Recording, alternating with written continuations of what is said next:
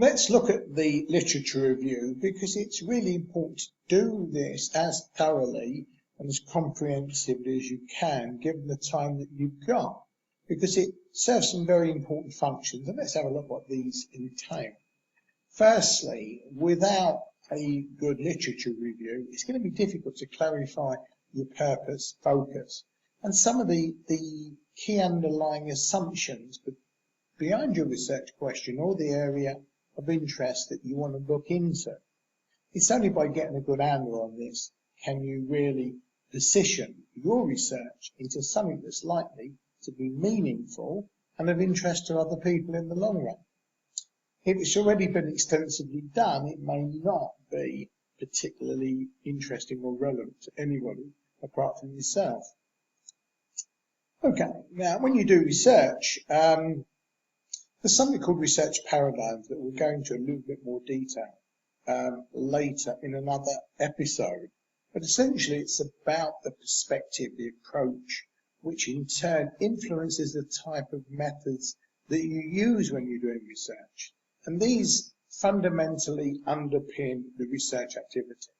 In other words, if you're in a certain paradigm, you're more likely to use different methods, and we need to know how this works, and you need to be clear about which paradigm or paradigms that best fit your research purpose or questions.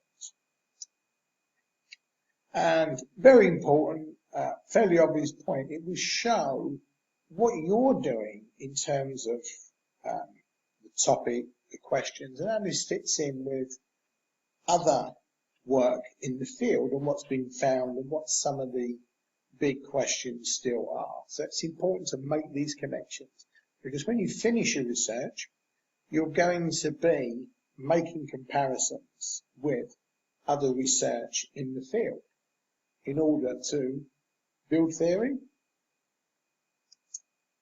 And invariably, you start off with a certain focus and questions, and you may stay with that initial framing. But as you do the research into the literature, you might find that you want to change some aspects of this.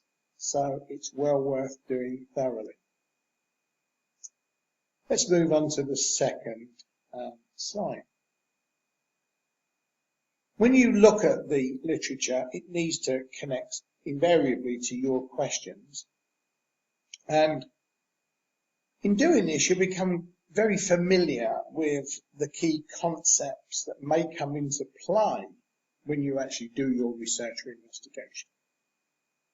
For example, if you're looking at flipped learning or blended learning, by going through the literature, you'll see that there are different formats and different approaches, and it's been used in different ways. So that enables you to situate your research project, if you want to, in specific contexts that have already been completed by other researchers. It may well be that you're doing something very original and nobody's done it. Well, that's fair enough, providing you think it's going to add something useful to the research community and to practitioners. So you need to look at some of the key writers in the field, those who seem to be getting attention. It doesn't necessarily mean that they're the best, but these are going to be the people that others are looking at, and you'll need to be familiar with their work. Invariably, what are their focal points? What are some of the issues of contention? And these are areas that you might want to focus on, because if there's issues of contention, it means that there probably are good areas of research that you can exploit and add to. And certainly if your research shows something that's novel and useful, it's much more likely to have appeal and lead to meaningful presentations and publications. And invariably, you will have your own experience, you'll have your own personal knowledge of the topic, and you'll need to look at this in relation to the rest. So, as you can see, it's an iterative process. Think about what you're doing, look at what's being done, look at the big questions, and from that, you'll put together a nice piece of work about the field, about this topic area, and where you stand in terms of perhaps contributing to useful knowledge building and improving practice in this particular topic area.